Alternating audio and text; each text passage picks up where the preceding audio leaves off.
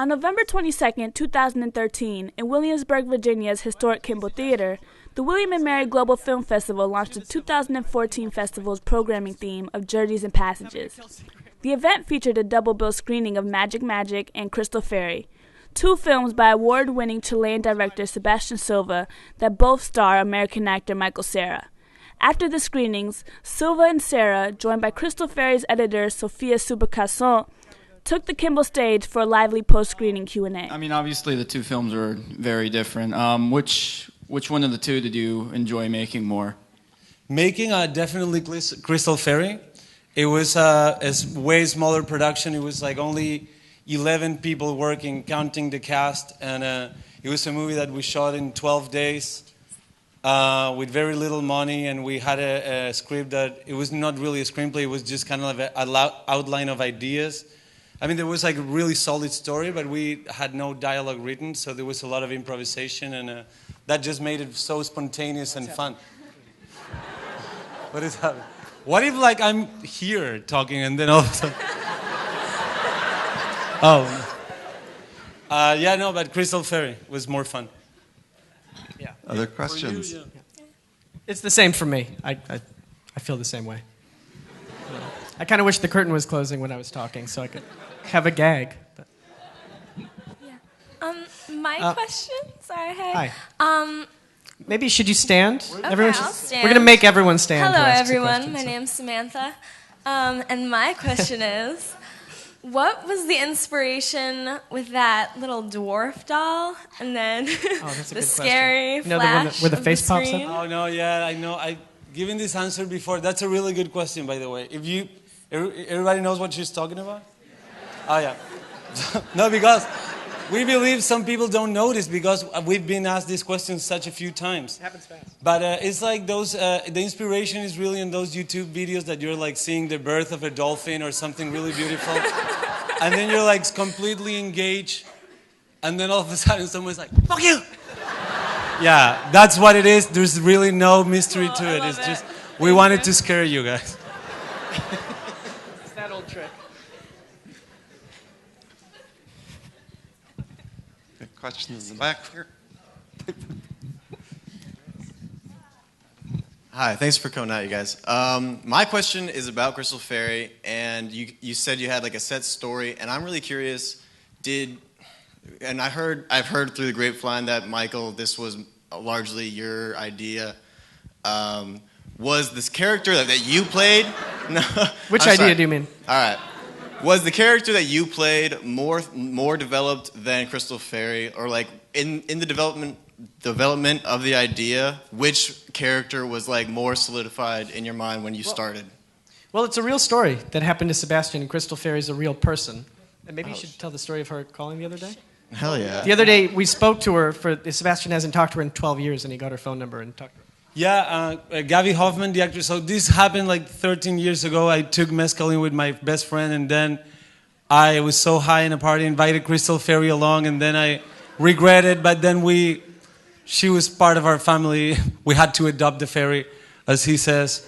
And Gaby, the actress that plays Crystal Fairy, found it in Portland, Oregon. And there's a picture of Crystal Fairy with the poster behind going like this. And she's wearing like sunglasses, and we talked to her on the phone. And she loved the movie. And everything in the movie is really real about her. All of her hair and her stories. We have a lawsuit pending with her in October, next October. So we're going to go to court with her. Get to see a little more of her then. Hey, the person standing. Yeah.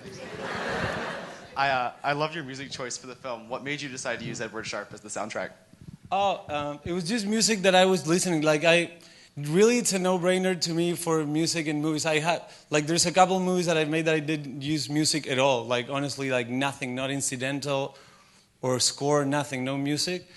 And then I've started to add music, and it feels like there's a lot of freedom to it. And like I make my decisions based on my taste of music, really. I was listening to Edward Sharpe, and like, it's the right tone. It's very light and like hopeful, and it's beautiful. This is for Michael, I guess. Oh, I'm sorry. So what's it like kind of working in a foreign country? Did you have to learn Spanish for your role? Like, how was that? Well, I didn't have to learn Spanish for this movie, but for Magic I learned a little Spanish, which was totally unnecessary, right? I spent 6 months of my life, 5 hours a day with this woman, Ángela Salgado de Bogotá. And she was amazing, but it really was not necessary. You could have just been off screen and been like, oh, la cosa es que... That would have been like, great. Yeah, but you can talk to my family. That's a big... That's true. I communicate with Sebastian's family in Spanish. It was worth every dime. Yeah, because Michael... If you ever want to communicate with a specific family in South America, just spend 6 months, learn Spanish, do it. He went to my family house down in Chile to learn Spanish, and the movie was going to be made in 2 months, and then 3, and then 4, and he ended up staying 4 months with my family. He Skypes with my mom by himself. And they speak Spanish like Chilean, really.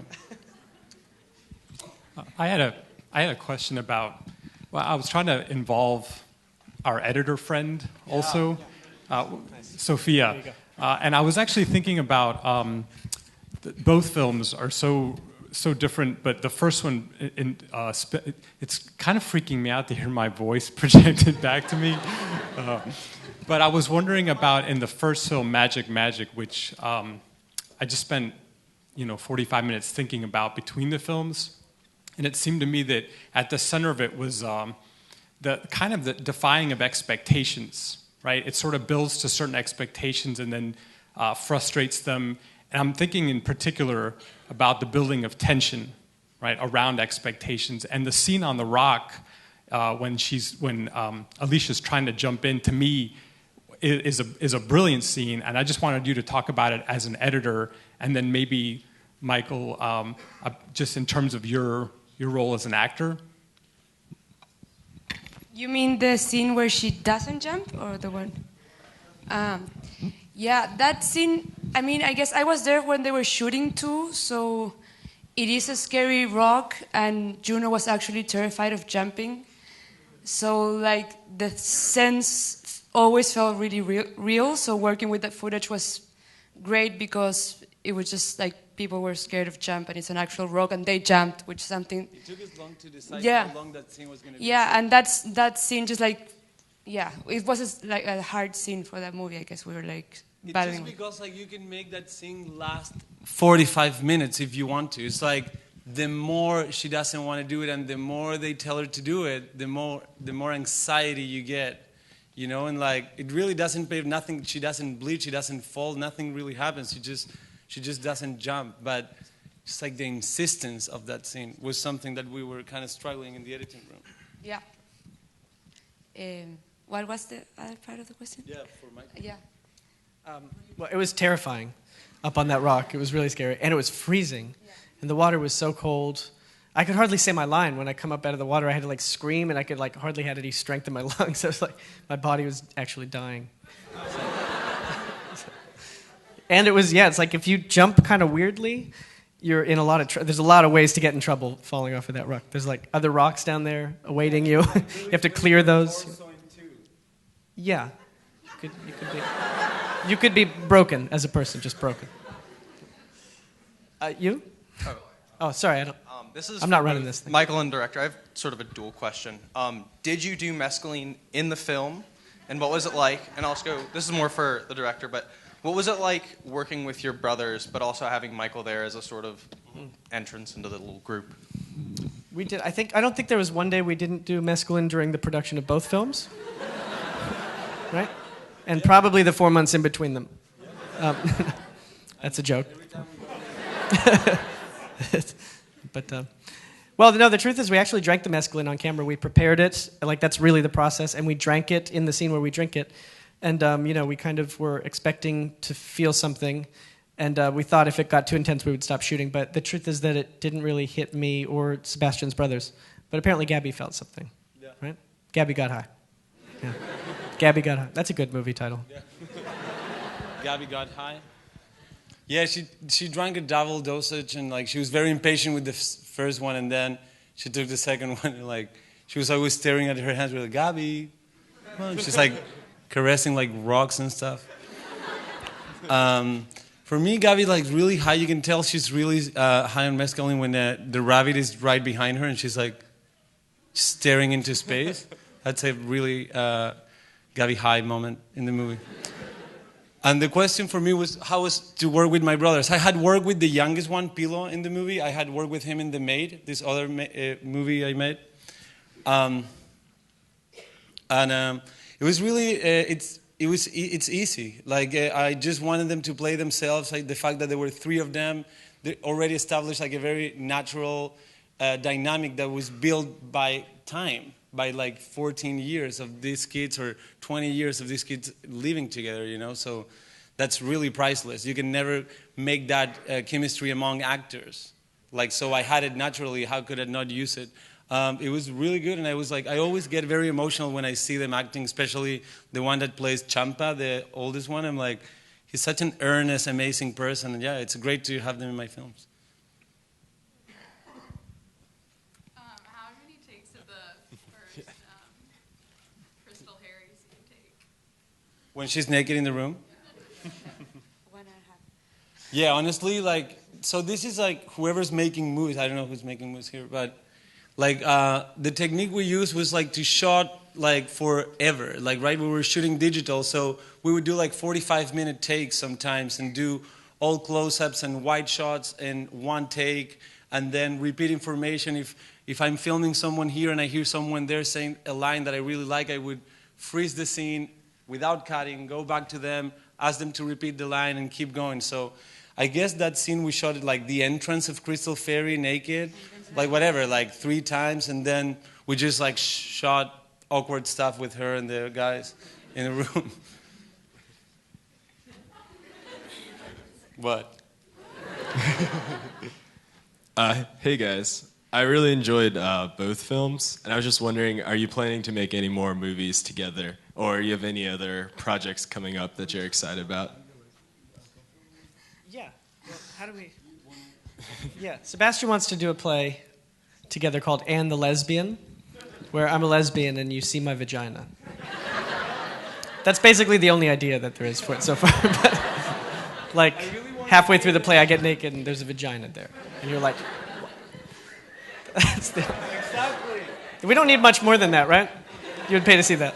Like I'm just in my apartment doing my daily chores. Like half the play goes by, I'm just doing. Then I get naked and there's a vagina. A very realistic vagina. Like we would make a mold from a real vagina. And then the other project was this project. I mean, it's an idea, but like he would play a Hasidic Jew that has no friends, and there's these like black kids that he wants to be friends with, and they're like, let's make a documentary about this freak and his family, and he doesn't realize that, and they creep into his home and they make a documentary about this Hasidic family, and then his name was going to be Elul, and then he was going to go to a roller coaster and like go down the roller coaster, and like they were going to go like this in slow motion. That's another idea.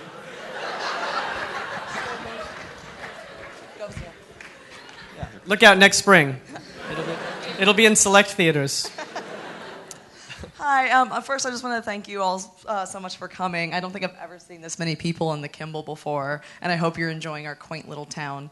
My first question is for all three of you, but especially the editor. I'm sorry, ma'am, I've forgotten your name already. Sophia. Sophia, yes, Yeah. okay. I unfortunately didn't get to see the first film. So for Crystal Fairy, what was your favorite bit to work on / edit? I guess the trannies were really fun to work with at the beginning, and then that was really fun because they were real trannies and they were really funny, and every take was better than the other. But what the situation? Yeah, I don't know. This was the first movie I edited, and it was really just we had whatever is in the movie is what we had to work with. It was really limited footage, and it was so much fun to put in the puzzle together. And I was there when we were shooting, and it just felt all so real and personal and fun that, yeah, I don't know. Everything was really fun. We had a lot of fun editing this movie. All right, then my second question is for Michael. I know a lot of United States people know you mainly from like Juno and Scott Pilgrim and everything. And I was wondering if it's been hard to sort of escape that persona with these different roles you've been taking. I don't generally worry about what U.S. people think of me. That's probably a good thing. I concern myself with just every other part of the planet. But I've just assumed that U.S. people don't like me. That makes everything easier. It's just a strategy. It's not that sad. It's just a way of life. Anyone else? Yeah. Hi. Hey. So in Crystal Fairy, they talk about, there's the one scene where she talks about the apocalypse 2012, and that made it into the title. So I was just wondering, how was the idea of the apocalypse important to the overall themes in the movie? Oh, yeah. I was really hoping that the world would end last year, right? It was supposed to end last year on the 21st of December. I bought white candles and stuff, and it just didn't happen. And for me, I found out about that the world was going to end when I was very young, when I was like 18. So I was waiting for 12 years, or like do the math, whatever, 10, 12, 13. And then it didn't, right? But we didn't know that the world was not going to end when we shot Crystal Fairy. So I was as excited, and I wanted to make a point before the world ended. I was like, Crystal Fairy was right, guys. No, I just really have, I honestly have a fascination with that, and just like any weird theory that we're going to like succumb and disappear from this planet, like gets me really excited. I'm not kidding. No, I am. No, I'm not. So yeah, that's really the answer. Like, just my own interest, and I'm really a very, very lazy reader. I'm sorry. I know you guys go to college. No, I'm kidding. I'm kidding. I'm not. But yeah, I got her to read a lot. A lot of I gave it like 20 books of 2012. So as soon as she got to Chile, I'm like, tell me everything. What's gonna happen? That's really the fascination. Nothing serious. This question is more directed at Mr. Cera. It's Sofia, not Sarah. Oh, yeah. It's not Sarah. Of course. Sorry about that, guys. It's Miss. How exactly did you become involved with these films? Because it seems kind of different for someone of your caliber to be involved in like small. No. What happened? No. Okay. I didn't take it as an insult. No. I missed it. Was there an insult? I'm more worried about. Should I be insulted? I'm more worried about him. These are good films, but you're more of a household actor in America, and you're going to these smaller Chilean films. Well, the truth is, I saw Sebastian's movie, The Maid. Like one day I was walking in New York and it was freezing, and just to get out of the cold, I went into a theater. And that was what was playing. It was about to start. And I loved it, and then I wanted to meet him. So then he was in LA, and we met, and became friends right away, and then just started thinking about something to do together. And then made two. And then I learned a language. I'm really sorry. What did you call me? Is it racist? Is it something racist? Like there was such a clamor in the room. Everyone was like, it was about to be a crazy witch hunt. Hi, I just wanted to know what were your favorite things to do to kill time or maybe hang out when you weren't in between sets? Downtime? Yes. Yeah. Well, I like to come to Virginia every now and then, just kick it, hang out on a stage. Group of strangers, hang out. Oh, yeah, wait. Okay. Ta-da-da-da-dam. Ta-da-da-da-dam. Ta-da-da-da-dam. Ta-da-da-da-dam. Ta-da-da-da-dam. Ta-da-da-da-dam. Ta-da-da-da-da. Yeah. Okay, it's really impossible to read. It says Williamsburg, VA. Make some noise. I bought this shirt in Toronto at a thrift store. I didn't even know this was a real place. Thought it was like a clothing company. Williamsburg, VA.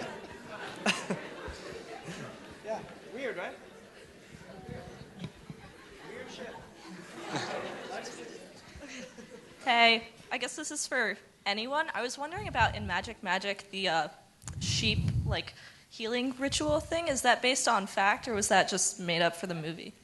No, it's actually based on a real ritual that the Mapuches, the natives from Chile, have. I don't know if they still perform, like, animal sacrifice is not as popular as it used to be, I guess, really back in the day. What's so funny about that? Now, what's funny about... I'm kidding. No, I'm not. Yeah. Yeah, I know, right? No, guys, there were rituals performed everywhere in this planet. That's not really popular now, but yeah, it's called Machitun, and it's basically an exorcism, I guess. So it's whenever they couldn't find a cure with herbs, they would just kill an innocent animal and dance around somebody. It's based on it's called Machitun. Before there was Wi-Fi. People had to amuse themselves. So we have time for maybe one or two more? Who said that? Was that somebody's question? Yeah. Stand up, please. Oh, yes. I really Oh, enjoyed Magic. Was I supposed to go? I think you should both stand. You go. Each say your question. We'll choose which one is the winner. Go for Okay, it. well, now no one's asking. Okay, I'll go. Guys, figure it out, please. Guys. Okay. I really enjoyed the first film, and I feel like we haven't talked about it that much, but I was just wondering what the inspiration was for it. And also, like, the mysticism was interesting comparing to the second film, just because it was taken kind of seriously in the first and not in the second. And I just wanted to know, like, what you were thinking, I guess. Yeah, I only understood the first part of your question, but I'm going to Okay. answer that. No, I really... the inspiration for Magic, I guess it was more a desire to create a movie that would make my audience feel very uneasy and question their own sanity, and like just reflect upon the fact that the scariest possible thing that could happen to you is like lose your mental abilities, and how alienating and really terrifying that is. So it was like a first impulse. I wanted to explore the horror genre and like just like as a romantic sort of venture, you know, and like I found myself, thinking on what was really scary to me. And I guess it's not that I've been there, you know, I've never heard voices, well, once or twice, but they were real. It was people in another room. But I mean, I've been to parties where I smoke weed and then I feel all paranoid and I'm like in the bathroom waiting for the party to end by myself and I'm freaking out and like, so like, imagine take that to like a next level, like how scary that is. Yeah, it's that an inspiration, I don't know. Oh, and the second part of the question, sorry. Oh, I mean, it's not... Oh, you don't want to hear me? I mean, the second part was just, I thought it was interesting how in the first film, kind of like the magic element, kind of like with the rituals and the things like that were taken so seriously. And then in the second one, like when she would do kind of a ritual, it would be kind of a joke line. I thought that was kind of an interesting... Yeah, I mean, to be honest with you, like Magic is a very sort of ironic title to that movie. Like, I personally, if I watched that movie, I wouldn't feel anything magical coming out of it. Like, it's just really a girl, like, going through a paranoid schizophrenic episode with selfish kids that don't really have different agendas and nobody's really there for her. And she ends up in a weird ritual for no reason, and then she chokes on a leaf and dies out of nowhere, you know? So, like, there's really no magic to that movie for me, even though there is this ritual, but she dies from a very clinical sort of accident. Like, she's overdosed on sleeping pills, and then she's just dizzy and weird and, like, chokes on a leaf and dies asphyxiated in a stretcher in a strange place. But... and the second one is really the ingestion of mescaline too. Like, there's really nothing magical about any of these movies, though the titles is like fairies and magic, but it's all kind of an irony, I guess. Cool, what? Okay. My question is, coming to screenings like this or watching other people watch your films, do you ever feel like they're not reacting the way that you want them to, or how do you like seeing other people's reaction to your work, I guess? Well, this movie, Crystal Fairy has always kind of played well for us anytime we've like been in a city watching it. right? It's never been like... Yeah.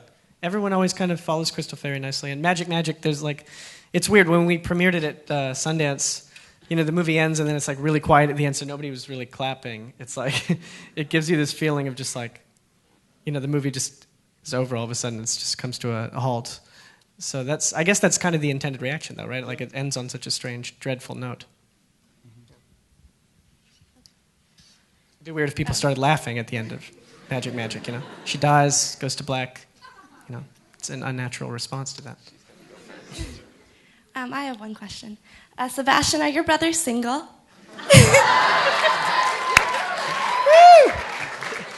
Yeah. Do it. Yeah. Anytime someone asks this, he has to do this. So, yeah. Should try it. Wait. Two of them are single, yeah. So Champa is taken. The oldest one's relax. Okay? You guys, Williamsburg, what's going on? There's no guys around here? What's happening? Yeah. What do you want, their email? I'll give you their emails. Let's talk about in the tequila party after.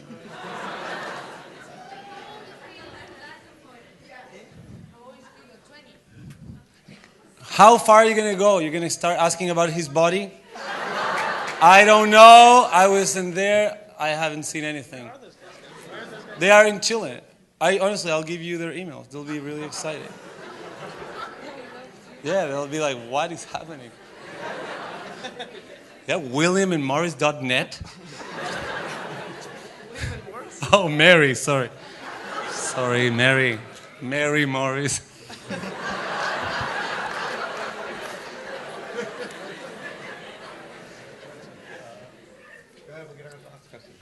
Could you explain why you had Crystal Fairy introduce herself by her real name at the end? You know what? It's such a good question because Isabel is a name that I made up because I didn't remember her name, but I'm sure it was a 3-syllable name. Right, that we've talked about this. Did you ask you always, Yeah, you could ask her, right? Yeah, I could ask her. I have her phone, but I have her on C, Crystal Fairy. But my phone is dead. I would call her right now and ask her name, but deal with Isabel. Isabel? It's something that sounds like that. But I'll ask her. She's going to come visit me in New York. I don't remember. She's always wanted to come to William and Maurice. So she's going to come. It's been her lifelong dream. No, wait. I said Morris because William and Morris, you guys know what I'm talking about? No? Yes. Yes, right? Yeah, okay. Timothy? No, Timothy. Timothy knows. So listen, I know there are more questions, and we have our after party plans, and we're hoping you guys will be able to join us for that, and that if you didn't get your question answered, you can have a crack at our guests at the party. But I'd rather the questions here. All right, so that's it. If you didn't get your question answered, tough luck.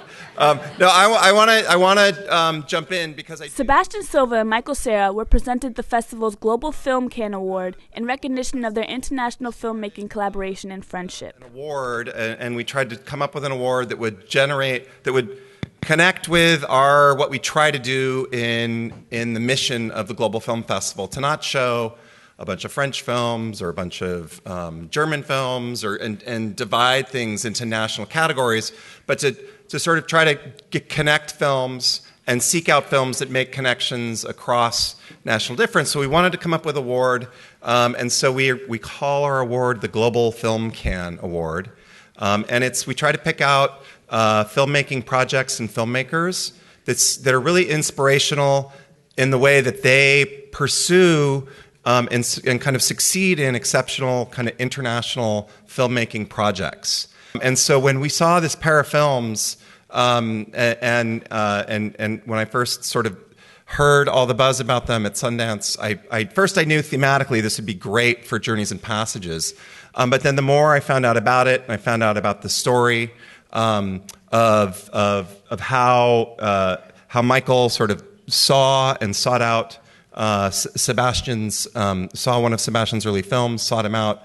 A friendship was created, and both of them, I think, sort of invested in each other and together sort of generated a pair of films, an unprecedented pair of films that were to have not one but two films premiered at Sundance, to have one of them win the Director's Award and also be nominated for the Grand Prize Award that's unheard of.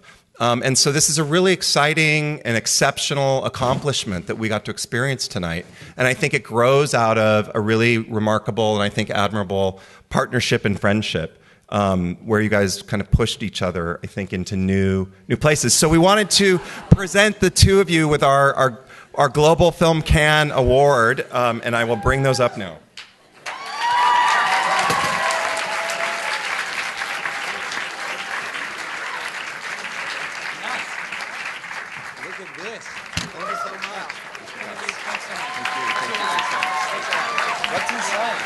Thank you, Timothy. That was very nice. Thanks a lot. Oh shit! Not this old trick. There's like some weird. Not this again. Thank you so much, guys. Thanks, guys. That's very kind. Thanks a lot. Thank you. Thanks for watching them, guys. We had a lot of fun making them. They're really special movies to us. So thanks a lot for watching them with us. Thank you. Thank you all for coming out.